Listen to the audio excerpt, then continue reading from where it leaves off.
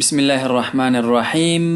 درنو لیدونکو او اوریدونکو، زه اصغر صلاح تاسو ته په لسم درس کې ښه راغلاست وایم، په دې هیله چې تر دې دمه جوړ روغ او د صحت په جامو پټ واست. رسیدلی یو لسم درس ته، دریم تدریب ته، او تمریناتو لړۍ لا هم دوام لري. تبادل السؤال والجواب مع زميلك كما في المثال. دغه بیا هم موږ ته یو تصویر راکړل شوی دی، یو عکس راکړل شوی، یو نمونه راکړل شوې ده. په دې کې تاسې مثال جوړوئ، لکه یو مثال دوی جوړ کړی، بل مثال تاسې جوړوئ. انت پاکستان، انت ته، پاکستان پاکستان. دې نه اوس څنګه جملې جوړوئ؟ داسې دوه کسان سره محاوره کوي، دوه کسان جملې جوړوي.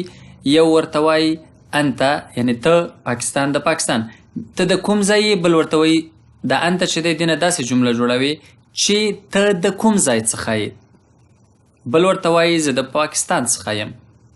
یا موږ فرض کا بل هیواد، لاندې مثالونو کې دي نور هیوادونه. من این انت، من د، این چیرته کوم ځای، انت ته. من این انت، ته د کوم ځای څخه یې. انا من پاکستان، زه د پاکستان څخه یم. همداشان انتی تأنیث صیغه ده، ترکیه ترکیه. دا مثال به هم زه جوړ کړم، بیا دا نور سوریه، مصر، پاکستان دا به تاسې جوړ کړئ. دلته البته انتی دی. ګوره موږ مخکې ویلي چې انته د مذکر لپاره، انتی د مؤنث لپاره، ته هو هغه د مؤنث لپاره، هي هغه د مؤنث، هو مذکر لپاره او هي د مؤنث لپاره. د انتی او ترکیه لپاره څنګه مثال جوړو؟ من این انتی، ته د کوم ځای څخه یې، او ورته وایي انا من ترکیه، زه د ترکیه څخه یم. دا باقی مانده درې مثالونه به هم تاسې سره خپل منځ کې حل کړئ. انتقالي ګو 11 نمبر صفحې ته، الوحدة الأولى، الوحدة الأولى لومړی وحده، الدرس الثالث دریم درس. اوس په دې دریم درس کې هم موږ څه لرو؟ څلورم تمرین لرو. التدريب الرابع، څلورم تمرین. هات جملا كما في المثال. هات راوړئ جملا جملې، كما في المثال لکه څنګه چې په مثال کې دي. دلته خلکو ته تخپل نوم ښایي. خالد، خالد څنګه وایي چې زما نوم خالد دی؟ وایي به اسمي خالد، زما نوم خالد دی. اسمی، اسمون نوم، اسمی زما نوم خالد دی. همداشان خلیل څنګه وایو زما نوم خلیل دی؟ اسمی خلیل. همداشان که زه د تأنیث لپاره وایم چې زه خدیجه یم، بیا به څنګه وایم؟ د مذکر لپاره خو وایو اسمی خالد، زما نوم خالد دی. د مؤنث لپاره به څنګه وایو چې زما نوم خدیجه دی؟ کله چې متکلم یا څوک د ځان په هکله خبرې کوي، نو د مذکر او د مؤنث صیغه پکې هیڅ فرق او هیڅ بدلون نه کوي. اسمی خلیل، اسمی خدیجه، اسمی محمد، اسمی فاطمه. نو انتقالی گو بل تمرین ته. التدريب الخامس، هات جملا كما في المثال. راوړئ جملې لکه څنګه چې په مثال کې دي. دلته لږ اکسلیټر ځکه ورکوو درس ته، لږ سپیډ ځکه اخلو چې انشاءالله دا درسونه مو ویلي دي. تمرین آسانه دی. بیا هم که تاسې د درس سپیډ سره څه ستونزه لرئ چې باید دومره تیز لاړ نه شو، په کلاره لاړ شو، تاسې کولی شئ کمنټ پرېږدئ. انشاءالله ستاسې کمنټونه زه کنسیډر کوم. زه په خپل د درس هغه اصولو کې راخلمه. که ستاسې تیز خوښو تیز به ځو، که سپیډ هم کمزوری خوښو سلو نه سلو به ځو. التدريب الخامس، پنځم تمرین. هات جملا كما في المثال. هات راوړئ جملا جملې، كما في المثال لکه څنګه چې په مثال کې دي. سوال کې ترکیون، ترکیه. دا دی تاسې به دې نه داسې جوړوئ چې زه ترکی یم او زه د ترکیه څخه یم. انا ترکیون، انا من ترکیه، زه ترکی یم، زه د ترکیه څخه یم. سوریة، سوريا، أنا سورية، أنا من سوريا. أنا مصرية، زه مصری یم، انا من مصر زه د مصر څخه یم. همداشان دغه دوه نور مثالونه دي، دا به هم تاسې را جوړ کړئ.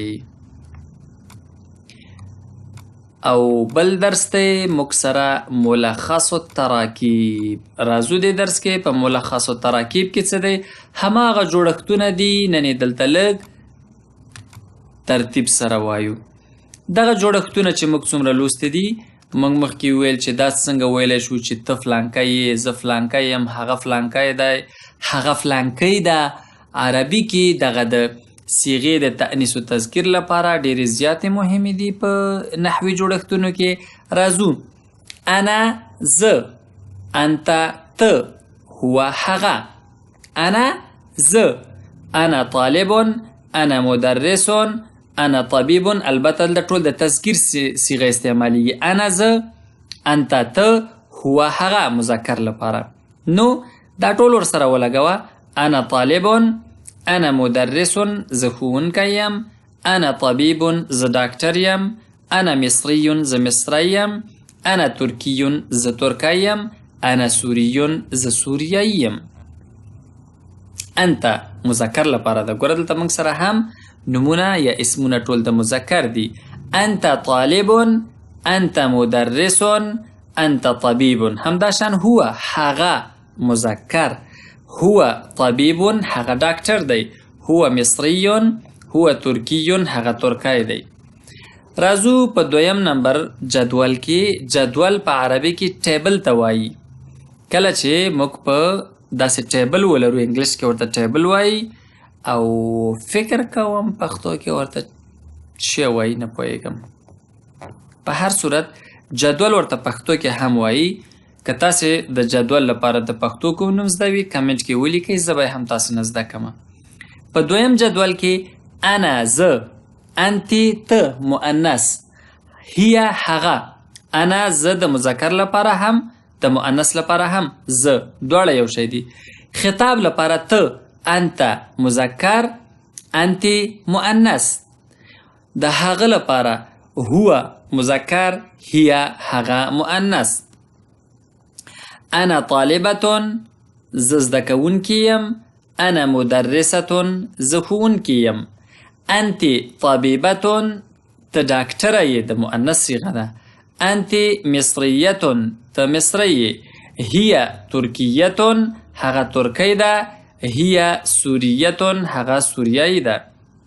راځو دریم نمبر جدول کې.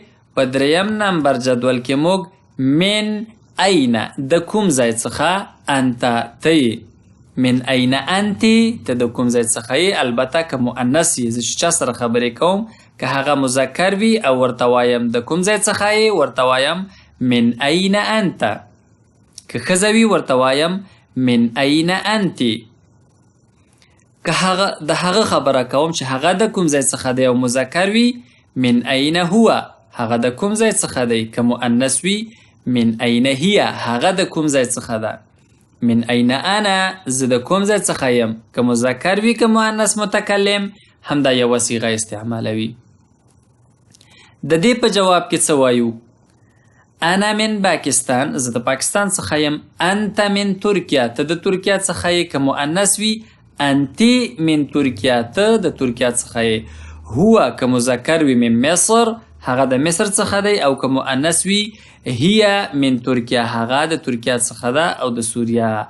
نو انا د مذکر او مؤنث لپاره، انت د مذکر لپاره ته، انتی د مؤنث لپاره، هو هغه غائب د هغه لپاره چې مذکر وي، او هي د هغه لپاره چې مؤنث وي. حل سوال دی.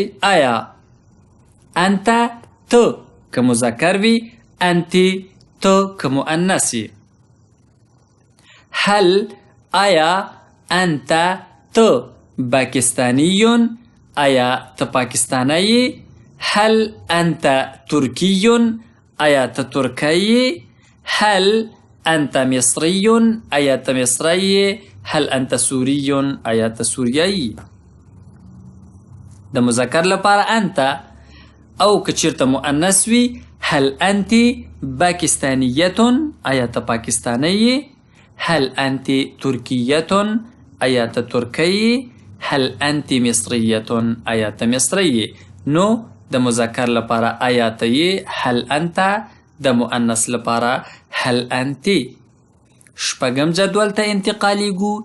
نعم هو. انا که متکلم یا خبرې کوونکی خپله مذکر وي هم انا وای، که مؤنث وي هم انا وای. نعم انا پاکستانیون، زه پاکستانی یم. نعم انا ترکیون، زه ترکی یم. نعم انا پاکستانیتون، هو زه پاکستانی یم. نعم هو انا ترکیتون، زه ترکی یم. یعنی خبره په مؤنث او مذکر صیغه کې ده. نو انتا ته مذکر، انتی ته که مؤنث وي. انا زه که مذکر یم، انا زه که مؤنث یم. په انا یا متکلم یا خبرې کوونکی په مؤنث و مذکر کې هیڅ فرق نه کوي. اووم جدول کې هذا دا موږ ویلیو په اشاره کې که مذکر وي وایو هذا، که مؤنث وي وایو هذه. نو هذا اخي، دا زما ورور دی. هذا صديقي، دا زما ملګری دی. هذه اختي، اوس د مؤنث صیغه ده، دا زما خور ده.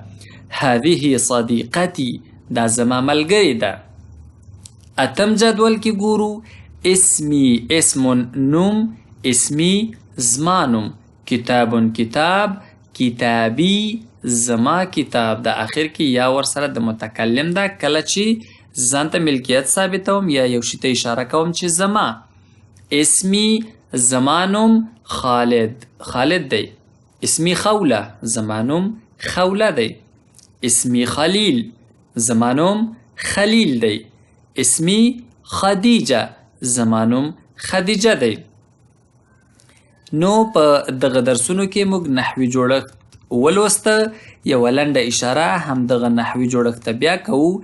انا زه، انت ته، هو هغه. انا مذکر لپاره هم انا او د مؤنث لپاره هم انت، ته مذکر، انتی ته مؤنث.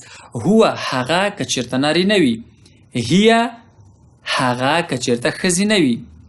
من این انت، د کوم ځای څخه ته یې که مذکر یې. من این انتی، ته د کوم ځای څخه یې که چېرته مؤنث وي. من این هو، هغه د کوم ځای څخه دی چې مذکر وي. من این هي، هغه د کوم ځای څخه ده چې مؤنث وي. من این انا، که مؤنث وي که مذکر، زه د کوم ځای څخه یم. هل انت، آیا ته یې ترکیون، ترکی. هل انتی ترکیتون، که چېرته مؤنث وي آیا ته ترکی یې. نعم انا ترکیون، د مذکر لپاره انا او د مؤنث لپاره هم انا استعمالیږي. او که چېرته زه اشاره کوم چې دا، نو څه وایم؟ هذا که چېرته مذکر وي. هذا اخي، دا زما ورور دی. هذا صديقي، دا زما ملګری دی. نو هذا دا د مذکر لپاره، هذه دا د مؤنث لپاره. او مذکر او مؤنث چې خپل ځان لپاره څه ثابتوي، زما نوم اسمي، زما کتاب کتابي. نو د دواړو لپاره یو شی دی. نو د نن لپاره هم دومره درس بس دی. زه اصغر صلاح تاسې په لوی او قادر رب سپارم. تل خوشحاله، سوکاله او نیکمرغه اوسئ. ونلتقي ان شاء الله في الدرس المقبل. خو یوه یادونه هم دلته تاسې ته کوم، بیا هم که چا دغه چینل نوی سبسکرایب کړی، چینل سبسکرایب کړئ ترڅو تاسې ته زموږ تازه درسونه درشي. د سبسکرایب لپاره چې کله دا ویډیو ګورئ په یوټیوب کې، دغه بټن ځان در سره کلیک کړئ. ونلتقي إن شاء الله في الدرس المقبل، وإلى اللقاء القادم. أستودعكم الله، والسلام عليكم ورحمة الله وبركاته.